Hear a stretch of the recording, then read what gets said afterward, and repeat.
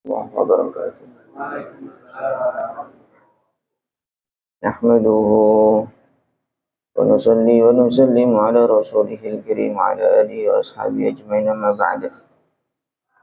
Alhamdulillah jemaah salat subuh dimulakan Allah. Kita lanjut muzakarah haji tentang fikih. Kita buka majelis kita dengan kirim al-Fatihah atau guru-guru kita. Ila hadratin Nabi Mustafa Muhammad sallallahu alaihi wasallam azwajahu wa dzurriyyatahu جميع إخواننا الأنبياء والمرسلين عليهم الصلاة والسلام والشهداء والملائكة المقربين إلى شيخنا زور الله عبد الله شمال فتح الله شمال فتح الله شمال رسول الله وإلى شيخ زين الدين المليبري وإلى شيخ عبد الرحيم بن المغني اللهم انفعنا بعلومهم وأفاض علينا من بركاتهم وأنوار معلومهم وأسرارهم. الفاتحة. أعوذ بالله من الشيطان الرجيم. بسم الله الرحمن الرحيم. الحمد لله رب العالمين الرحمن الرحيم مالك يوم الدين. إياك نعبد وإياك نستعين اهدنا الصراط المستقيم صراط الذين أنعمت عليهم غير المغضوب عليهم ولا الضالين. Bismillahirrahmanirrahim. Kita lanjut bab haji. Kemarin kita sudah sedikit menyinggung tentang haji, muqaddimah. Kemudian sekarang fiman yajib alaihil hajj wal umrah. Siapa saja yang wajib atasnya melaksanakan haji dan umrah. Jadi ada amalan-amalan itu atau amalan-amalan dalam Islam itu yang menitik beratkan fisik. Contoh kayak puasa, yaitu titik beratnya adalah fisik, kemampuan untuk berpuasa. Ada yang menitik beratkan harta, walaupun fisiknya tidak kuat, tapi kalau dia hartanya mampu, maka dia wajib mengerjakan itu dengan zakat. Nah, ada yang gabungan dengan itu, fisik, zakat. Ada juga yang menitik beratkan dengan hati, yaitu amalan-amalan zikir qalbi, zikir-zikir dengan hati. Orang suluk, orang thariqah, mereka zikir, hatinya senantiasa nyambung kepada Allah Subhanahu wa taala. Tentu memang dalam setiap amal kita mengusahakan untuk hati kita nyambung kepada Allah. Tetapi ada yang memang istilahnya amalan khusus, amalan hati. Amalan zikir, tafakkur, tadabbur. Kemudian kalau haji ini gabungan antara seluruhnya. Gabungan, yaitu ya mesti ada hartanya juga, bekal. Mesti juga dengan fisik yang kuat, sehat juga, karena di sana menjalannya lumayan, yaitu dengan kondisi yang sangat panas, kemudian dengan membludaknya orang, jutaan orang berkumpul, perlu ada fisik yang harus disiapkan. Nah, kemudian juga dengan hati, karena kalau hatinya tidak tertata, maka dia tidak mendapatkan esensi dari ibadah haji tersebut. Maka di sini siapa yang wajib untuk mengerjakan haji dan umrah? Innama yajibani, haji dan umrah hanyalah wajib ala muslimin, atas orang muslim, mukallafin, mukallaf. Mukallaf berarti baligh, sudah dewasa dan akalnya sehat. Satu paket mukallaf. Hurrin, merdeka. Muslim, mukallaf, hurrin, merdeka. Berarti budak tidak wajib. Mustati'in, yang keempat, mustati', dia mampu. Lahuma, untuk mengerjakan haji dan umrah. Biwijdanihi ma ya'ti, dengan dia mendapatkan atau dia mendapatkan sesuatu yang nanti akan dijelaskan setelah ini. Jadi istita'ah itu apa? Itu nanti akan dijelaskan selepas ini. Muslim, mukallaf, merdeka, mampu. Orang muslim berarti kafir, tidak wajib. Kemudian mukallaf berarti orang yang belum balik, dia tidak wajib. Atau yang sudah balik tapi akalnya tidak sehat, dia gila, itu juga tidak wajib. Nah, kemudian hur, merdeka, berarti budak tidak wajib. Nah, kemudian mustati, orang yang punya kemampuan, berarti orang yang nggak mampu ya tidak wajib. Yang tidak punya kemampuan tidak wajib melaksanakan haji.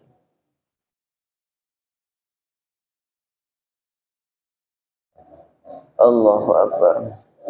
Fala yajibani, maka haji dan umrah tidak wajib ala kafirin asli, atas orang kafir yang asli. Maksudnya ini bukan murtad ya. Kalau orang murtad itu dia masih ada kewajiban-kewajiban yang Islam itu masih menjadi tanggungan dia. Sehingga orang itu kalau misalkan naudzubillah murtad sebelum Ramadan, kemudian selepas Ramadan dia kembali lagi, maka selama 30 hari itu menjadi tetap tanggungan dia. Dia wajib mengqadha puasa 30 hari. Termasuk sholat juga. Nah, itu murtad karena dia dalam hal ini maksudnya adalah murtad yang memang dia sengaja untuk murtad. Karena kesembronoan dia, maka sebagai hukuman dia wajib mengqadha semua amalan-amalan wajib yang wajib atas dia.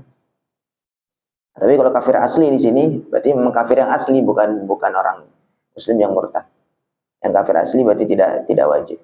Wala ala sabiyyin wa majnun, dan juga haji dan umrah tidak wajib atas anak kecil dan orang gila. Wala an raqiqin wala ala raqiqin, dan tidak wajib juga atas budak. Wala ala ajizin anhuma, tidak wajib juga atas orang yang tidak mampu untuk mengerjakan haji dan umrah. Wal mustati'u, orang yang mampu bagaimana? Naw'ani, ada dua macam. Yang pertama mustati'un bi mubasyaratin bi nafsihi, yang pertama orang yang mampu kemudian dengan secara langsung mengerjakan dengan dirinya sendiri. Atau wa mustati'un bi ghairihi, dan orang yang mampu tapi dengan perantara orang lain. Dia mampu sebenarnya. Contoh ini nanti terakhir akan dijelaskan, orang yang misalkan lumpuh tapi dia punya harta yang banyak, dia wajib haji, yaitu dengan memberangkatkan orang lain, memberangkatkan orang lain untuk haji atas dirinya. Nanti akan dijelaskan di akhir insyaallah. Dan namanya wajib dengan orang lain, atau misalkan dia secara finansial dia tidak punya kemampuan, tetapi dia punya orang yang sukarela akan menghajikan dia, yang haji untuk dia. Nah, mungkin misalkan dia tokoh atau yang orang disepuhkan atau bagaimana begitu. Nah, kemudian ada orang-orang yang cinta kepada dia, atau dia pokoknya membela dan seterusnya, royal. Maka itu bisa dua pilihan. Jadi ada kalanya nanti misalkan orang-orang yang di sekitar dia memberikan berupa harta, silakan ini tak kasih. Sebenarnya dia orang miskin, misalkan tidak mampu untuk haji. Kemudian ada orang di sekitar dia yang kaya, yang punya duit banyak, nih tak kasih 100 juta misalkan, untuk berangkat haji. Ini juga termasuk wajib mustati', kemampuan. Atau tak hajikan, jenengan tak hajikan. Saya menghajikan atas nama jenengan. Itu juga termasuk kemampuan. Jadi mampunya tidak secara materi, tetapi ada orang-orang yang rela untuk menghajikan atas nama dia. Nah, itu kata para ulama, kan tadi pilihannya dua, bisa dikasihkan ongkosnya kemudian dia berangkat sendiri, atau orang lain menghajikan untuk dia. Karena dia memang sebenarnya secara bekal, secara ongkos tidak mampu. Maka kata para ulama, kalau yang ditawarkan itu harta, ini tak kasih 100 juta, monggo berangkat haji, itu tidak wajib nerima. Tidak wajib nerima, karena nanti itu potensi diungkitnya besar. Ya, orang tuh kalau ngasih duit, walaupun dia untuk haji atau segala macam, itu nanti kan tidak tahu ke belakangnya bagaimana. Potensi diungkitnya itu besar, sehingga itu tidak wajib diterima. Nah, tapi kalau misalkan orang lain langsung, saya tak haji berangkat, tak niatkan untuk jenengan, nah itu wajib diterima. Karena itu sebuah kemampuan juga, walaupun yang berangkat orang lain. Dan namanya mustati' bi ghairihi. Dia istita'ah, dia punya kemampuan tapi dengan perantara orang lain. Fal mustati'u bi nafsihi fa ammal mustati'u bi nafsihi, orang yang mampu dengan dirinya sendiri, fahuwa, maka dia itu man, orang-orang wujida fihi hadhil khisalut tis'ah, yang ditemukan pada dirinya 9 perkara ini. Ada 9 kriteria kemampuan. Yang pertama wujuduz zadi wa mu'anis safar. Yang pertama dia punya ongkos, punya bekal dan biaya perjalanan, fi dhihabihi wa iyabihi, dalam pergi dan pulangnya. Wa minha, di antaranya ujratu khafirin ya'manu ma'ahu, termasuk di antaranya dia punya upah untuk membayar penjaga, istilahnya ya, pengamanan untuk dia, yang dia bisa merasa aman dengan pengamanan itu. Jadi punya bekal untuk berangkat, ongkos safar, ongkos perjalanan. Nah, kemudian kalau memang diperlukan, karena memang perjalanan haji ini jauh, maka juga biaya-biaya tentang terkait dengan keamanan-keamanan. Ya, kalau sekarang ONH lah, ongkos naik haji kan sudah diatur semua oleh pemerintah, sudah sangat mudah sekali. Pokoknya sudah punya ONH, maka dia kriteria pertama sudah masuk. Kemudian yang kedua, wujudur rahilah wa thamaniha. Wujudnya kendaraan dan harganya kendaraan, atau mungkin misalnya ongkosnya. Au thamaniha, atau harganya kendaraan. Ini kan istilahnya penulisan kitab-kitab fikih klasik itu kan tentu konteksnya kan di masa-masa penulisan kitab ini. Gitu. Waktu itu belum ada pesawat, belum ada jalur udara. Ya paling jalurnya darat, pakai kendaraan onta dan seterusnya, ataupun jalurnya laut pakai kapal. Maka di sini wujudur rahilah, adanya kendaraan. Dia punya kendaraan untuk berangkat. Ya berarti bukan kita harus punya pesawat, bukan. Nah, karena kita ada di Indonesia. Maksudnya esensi substansinya adalah dia mampu untuk berangkat ke sana, gitu saja. Hingga dia thamaniha di sini, atau dia punya harganya. Dia nggak punya unta, nggak punya, tapi dia bisa mampu untuk beli unta, nah, begitu. Au ujuratiha, atau upahnya atau ongkosnya. Dia nggak mampu, dia nggak punya unta, tapi dia mampu untuk membayar ongkos untuk berangkat. Liman kana bainahu wa baina Makkah marhalatan, untuk orang-orang yang jarak dia dengan Mekah itu lebih dari 2 marhalah. Yaitu jarak safar yang memperbolehkan qashar, yaitu kurang lebih 100 kilo lah, 80 sampai 100 kilo. Audunahuma, atau kurang dari 2 marhalah, dekat dengan Mekah, lakin dha'uf 'anil masyi, tapi dia nggak mampu untuk berjalan. Ya dia nggak mampu jalan. Rumahnya dekat dengan Mekah, dengan Masjidil Haram, tetapi dia nggak mampu untuk jalan. Maka dia wajib dikatakan mampu itu kalau dia memiliki ongkos untuk berangkat ke tanah suci.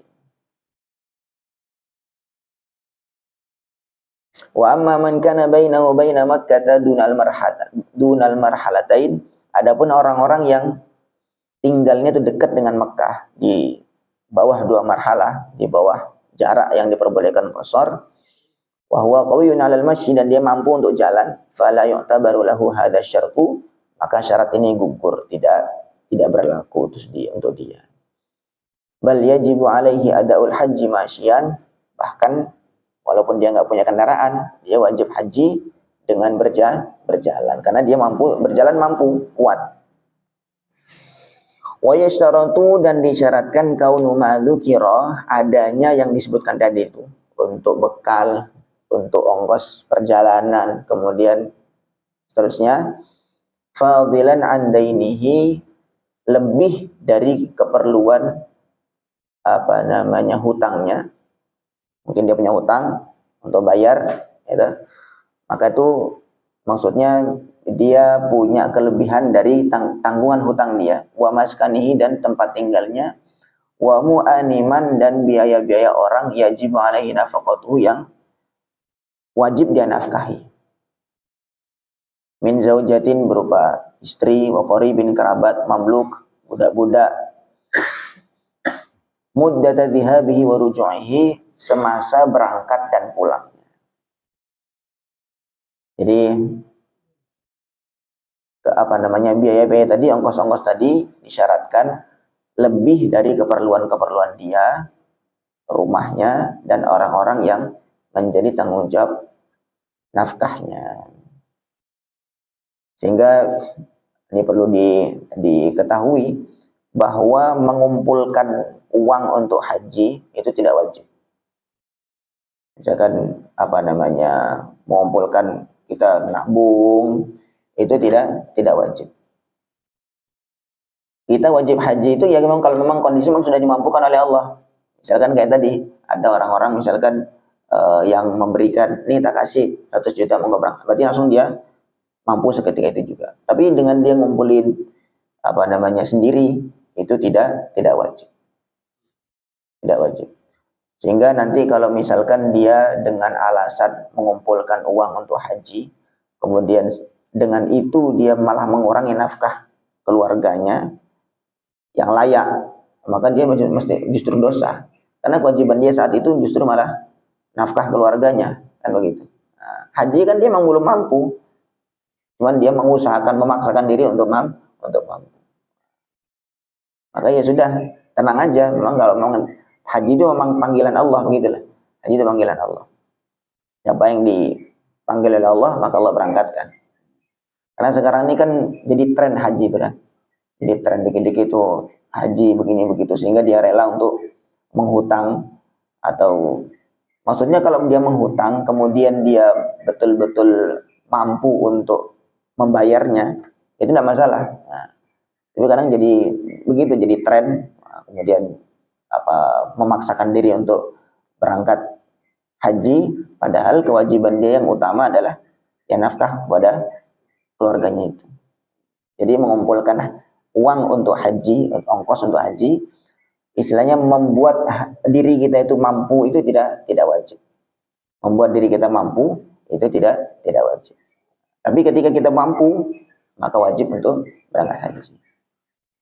Maka di sini disyaratkan hal-hal yang ongkos-ongkos tadi lebih dari biaya nafkahnya dia kepada keluarga, biaya tinggalnya, biaya bekal untuk keluarga yang ketika selama dia tinggal untuk haji. Tapi kalau misalkan kurang, ya dia nggak wajib sudah. Gitu. Kalau memang masih kurang, masih belum belum memenuhi persyaratan, ya sudah. Berarti dia tergolong tidak mampu, tidak wajib haji. Kemudian yang ketiga, amnut tariq, amannya jalan. Fi nafsihi wa bud'ihi wa malihi, yaitu aman pada dirinya, wa bud'ihi dan kemaluannya, maksudnya ya kehormatannya, wa malihi dan hartanya. Ya dia dalam perjalanan ada jaminan keamanan untuk dirinya, kehormatannya dan juga hartanya. Misalkan mampu berangkat semuanya ongkos siap, tetapi mungkin dia melewati jalur darat misal, kemudian dia harus melewati area-area konflik, yang mana di situ kalau lewat situ bisa bahaya, ya maka dia tidak ada jalan lain. Misalkan contoh gambarannya begitu, maka dia tetap dikatakan tidak wajib haji karena dikatakan tidak mampu. Ada unsur membahayakan dirinya. Falau khafa fi tariqihi, seandainya dia takut di perjalanan, sabuan dengan takut terhadap hewan buas, aw aduwan atau musuh, lam yalzamhul hajju, maka dia tidak wajib haji. Kemudian yang keempat istishabu zaujin aw mahramin, ada dia mesti dibarengi dengan suami atau mahram. Ini bagi wanita. Au niswatin thiqat, atau sekelompok wanita yang bisa dipercaya. Idza kanat imra'atan, kalau orang ini perempuan. Jadi kalau perempuan syaratnya juga dia wajib dibarengi dengan suami atau mahram. Atau yang ketiga, kalau nggak ada suami nggak ada mahram, bisa juga dengan rombongan wanita yang bisa dipercaya. Ya sekarang ya sudah rombongan-rombongan haji itu sudah aman lah. Wa dzalika li hurmati safariha, karena wanita itu tidak boleh safar wahdaha sendirian, wa in qasura safaru, walaupun safarnya itu pendek. Au kanat fi qafilatin 'azimah,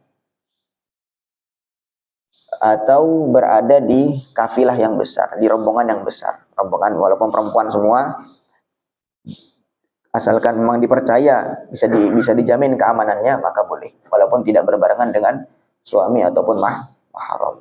Tapi ini dalam hal ini dia untuk mengerjakan hajjatul Islam, haji rukun, haji pertama. Tapi kalau berikutnya haji yang sunnah, maka dia tidak boleh, mesti dibarengi dengan mahram. Nah, alternatif tadi kan kayak yang tadi wanita berangkat dengan rombongan wanita yang lain. Itu tadi diperbolehkan kalau dalam mengerjakan haji yang fardu, hajjatul Islam atau haji yang fardu, haji pertama kali.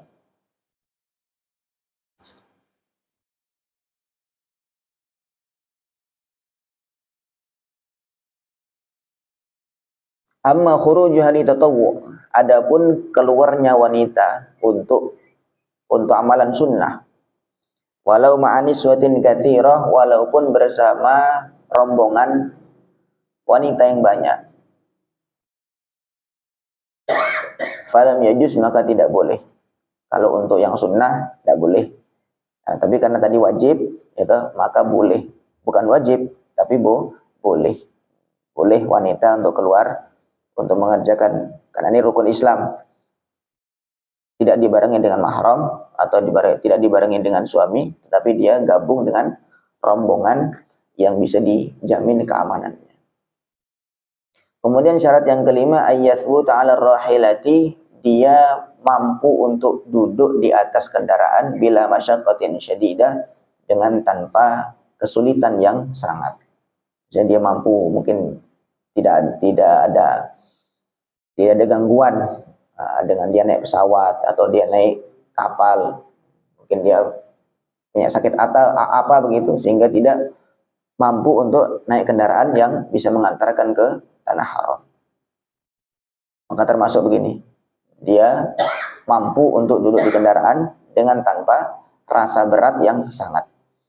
Kemudian yang keenam, ayyabqa ba'dal istita'ah zamanun yumkinul wusulu fihi ila Makkah bisairil mu'tad.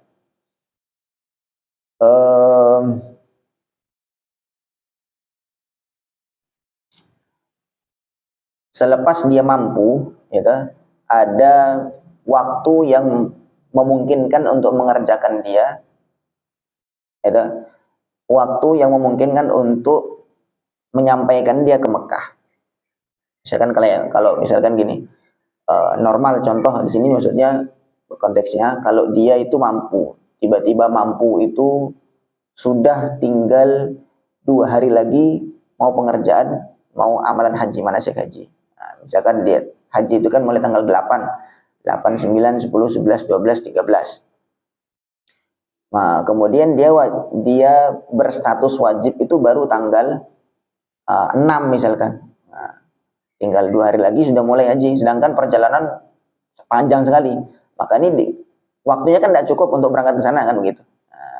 Nah, juga nggak cukup untuk berangkat ke sana. Maka dia hitung tidak wajib. Dihitung tidak wajib.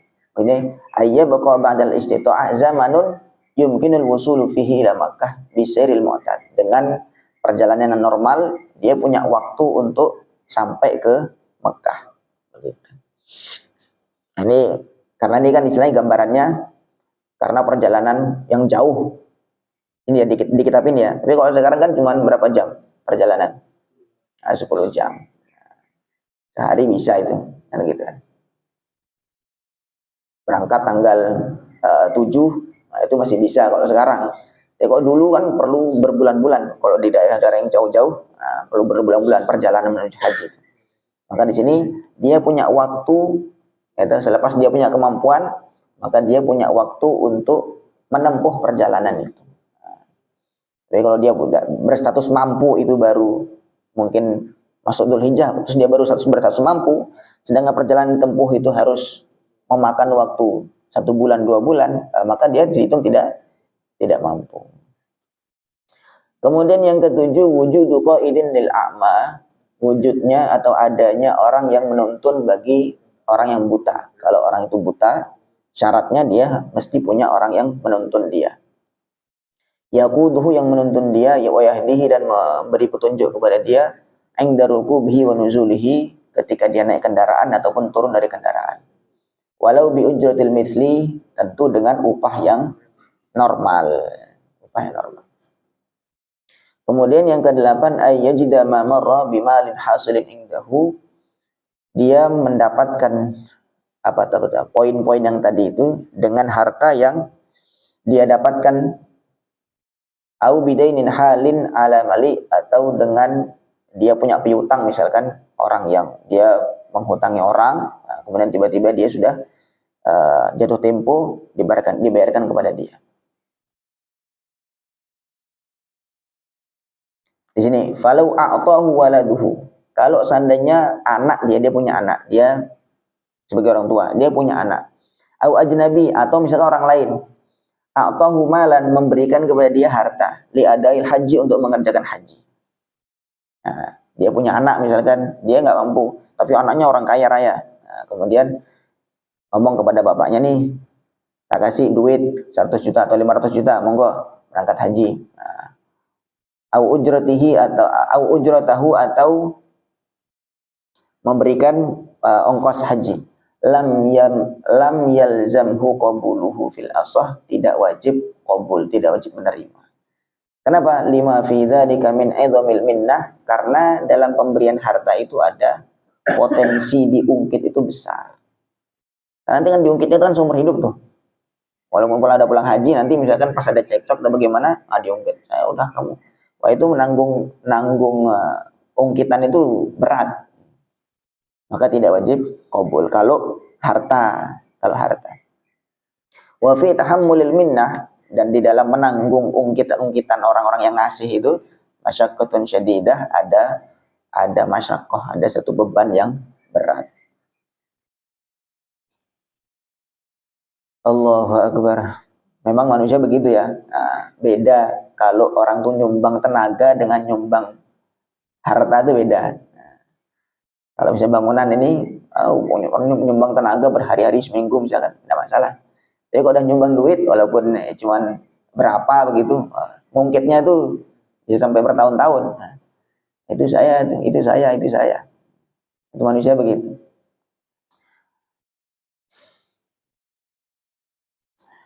Allahu Akbar.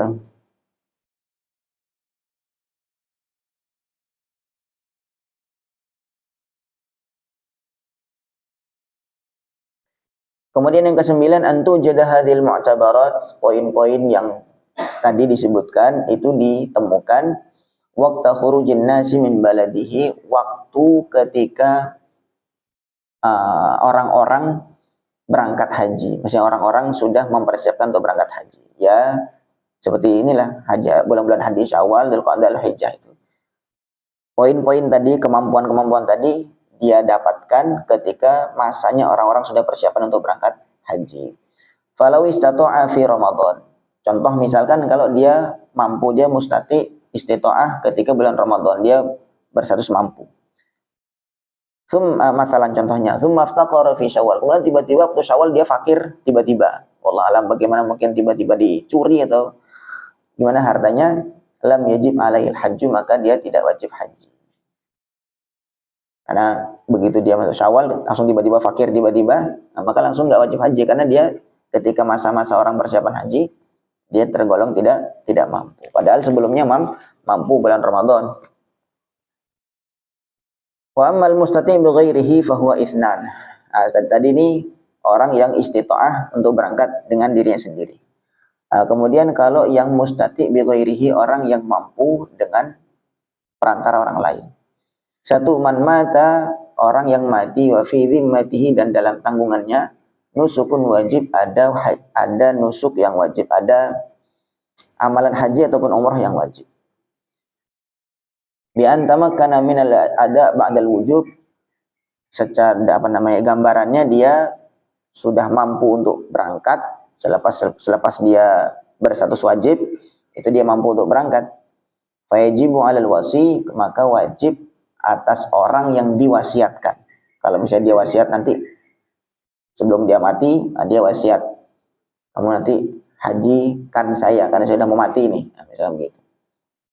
Awil waris, atau ahli waris, wajib apa? Al-ihjaju, menghajikan. Awil i'timaru, atau umroh anhu, dari si mayit yang tadi. Min tirkatihi, dari harta tinggalannya. Kalau dia punya harta tinggalan, fauron, seketika. Kama tuqda minha sa'iru duyunihi, sebagaimana hutang-hutangnya dia si mayit ini wajib dibayarkan, begitu juga haji juga wajib dibayarkan. Tetapi dengan catatan tadi, yang menghajikan dia harus sudah haji duluan. Karena tidak wong yang haji duluan belum haji, yang menghajikan belum haji, maka nanti kalau dia ihram, walaupun saya ihram untuk si fulan, untuk orang tua atau bagaimana, sedangkan diri dia belum haji, maka nanti ihramnya tuh hajinya berstatus untuk dia, karena dia mengerjakan haji itu, karena dia belum haji. Tapi kalau syaratnya ahli waris atau orang yang diwasiati tadi, itu dia sudah haji, sudah menunaikan haji yang pertama, hajatul Islam, haji yang rukun Islam. Tapi kalau belum, maka nanti dia ihram untuk haji ataupun umroh itu sah untuk diri dia, bukan untuk yang dia niatkan untuk mayit tadi. Fa illam takun lahu tirkatun, kalau dia si mayit itu nggak punya harta tinggalan, ustuhibba liwarithihi, maka sunnah bagi ahli warisnya ayyahujja anhu, untuk menghajikan atas nama dia. Falau fa'alahu ajnabiyun, bagaimana kalau orang lain yang menghajikan anhu, atas nama si mayit, sahha, maka sah juga, walau bila idnin minal waris, walaupun tanpa izin dari ahli waris. Jadi misalkan ada orang lain, tetangga atau siapa begitu yang bukan kerabatnya dia, tiba-tiba menghajikan atas nama si dia, tapi dengan catatan tadi, si orang ini sudah haji duluan, menunaikan kewajiban rukun Islam dia, kemudian hajikan atas nama si mayit yang punya tanggungan haji tadi, maka sah walaupun tanpa ada izin dari keluarga, dari ahli waris. Yang pertama. Yang kedua, man kana bainahu wa baina Makkah marhalatani fa aktsar. Orang yang jarak dia dengan Mekah itu di atas 2 marhalah. Di atas 2 marhalah. Di atas 1 kilo. Wa wujida fihi ma marra. Kemudian dia sudah memenuhi seluruh persyaratan-persyaratan. Min syurutul istita'ah, dari syarat-syarat kemampuan. Lakin ajaza an ada'il haji binafsihi, tapi dia nggak mampu untuk berangkat haji dengan dirinya sendiri. Dia punya ongkos untuk perjalanan, dia punya ongkos untuk yang ditinggal di keluarga, dan seterusnya yang lain. Tapi dia nggak mampu untuk berangkat sendiri. Linahwi zamanatin, contoh misalkan dia lumpuh, au maradin, atau sakit, la yurjabur uhu, yang tidak bisa diharapkan sembuhnya. Udah kata dokter, ini saya tinggal nunggu aja nih, tinggal nunggu hari, tinggal nunggu bulan misal.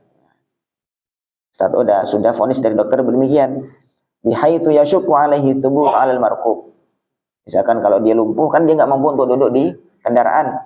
Fayajibu 'ala hadza, maka orang yang seperti ini wajib ayyastaniba, untuk minta orang menggantikan, man yahujju anhu, untuk berangkat haji atas nama dia, bi ujratil mithli, dengan upah yang normal. Wa yusamma hadza, maka menurut indal fuqaha, menurut para ahli fikih yang seperti ini, hajjul ma'dud, adalah hajinya orang yang tidak mampu. Jadi nggak nunggu dia mati, orang yang punya kemampuan untuk haji, gitu, yang punya kemampuan haji, tapi dia tidak mampu berangkat sendiri, maka dia wajib bayar orang untuk berangkat haji atas nama dia. Tapi dengan syarat tadi tuh, dia sudah apa namanya, tidak ada harapan untuk bisa berangkat. Kayak tadi sakitnya sudah nggak ada harapan sembuh, atau dia sudah lumpuh.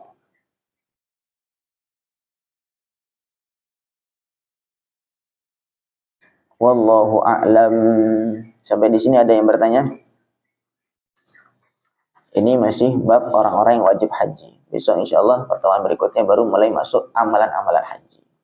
Apa saja rukun-rukun wajib-wajibnya haji.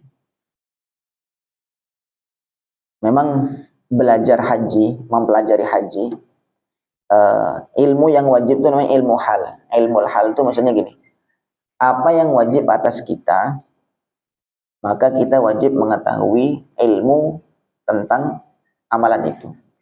Orang baru masuk Islam, kemudian masuk waktu sholat duhur atau sholat subuh misalkan, maka dia ilmu yang pertama kali yang wajib dia ketahui adalah ya ilmu tentang sholat, gitu, karena dia sudah wajib untuk sholat. Begitu juga dengan puasa dan seterusnya. Maka sekarang kalau orang yang belum punya kemampuan untuk haji, maka dia tidak wajib untuk belajar haji sebenarnya. Ya, tapi kita ngaji haji, mudah-mudahan Allah panggil kita semua untuk berangkat haji. Yang orang yang wajib belajar haji itu, tadi itu, orang yang sudah punya kemampuan, maka wajib dia untuk belajar manasik, untuk mengikuti manasik itu. Karena dia sudah punya kemampuan, maka dia mesti mempelajari itu manasik-manasik itu. Tapi kalau belum punya kemampuan, ya tidak wajib. Belajar haji ya tidak wajib, misalnya tidak mampu. Misal kalau orang walaupun sudah tapi tetap belajar agama, belajar syariat-syariat Allah itu tentu ada nilainya di sisi Allah. Majelis-majelis ilmu. Apalagi yang sudah jaminan sudah 7 turunan ya tidak ada, ya kiri-kiri semua misalkan begitu kan. Tidak ada harapan untuk berangkat haji, ya sudah belajar siapa yang tahu yang Allah panggil untuk berangkat haji. Mudah-mudahan kita semua dipanggil Allah SWT. Semoga Allah fahamkan kita, Allah beri taufik untuk mengamalkan. Subhanallah bihamdihi, subhanakallahumma bihamdika, asyhadu an la ilaha illa anta, astaghfiruka wa atubu ilaik. Assalamualaikum warahmatullahi wabarakatuh.